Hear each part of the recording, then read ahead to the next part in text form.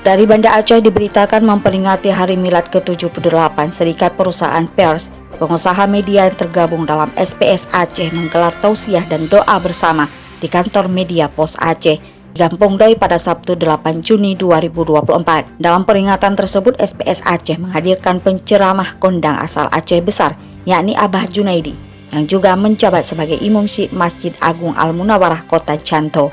Selain itu turut hadir Ketua PWI Aceh Nasir Nurdin, Ketua Forum Pemret Asnawi Kumar, dan Head of Media PT Solusi Bangun Andalas SBA Farabi Azwani yang membawakan kue ulang tahun untuk SPS Aceh, Kepala BNNK Sabang, Hasnanda Putra, pengurus dan anggota SPS Aceh. Ketua SPS Aceh Mukhtaruddin Usman mengatakan, ulang tahun kali ini diperingati dengan cara sederhana, karena di usia ke-78 SPS terus menjadi wadah perusahaan pers yang masih konsisten.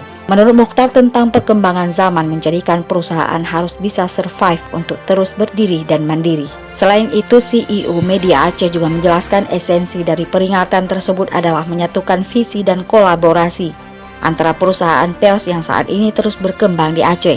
Lebih lanjut, ia menyampaikan jika tidak bersatu tentu saja SPS Aceh akan menjadi organisasi yang rapuh. Di sisi lain, Ketua PWI Aceh Nasir Nurdin yang hadir pada peringatan HUT itu menyampaikan, SPS dan PWI lahir dari rahim yang sama. SPS bergerak di pengembangan perusahaan sementara PWI bergerak di bidang pendidikan wartawan. Ia berharap di usia yang ke-78, SPS harus tetap solid untuk membangun sinergi dengan PWI dalam mengembangkan dunia pers di Aceh. Setidaknya manajemen bisnis dan redaksi media harus bisa berjalan beriringan.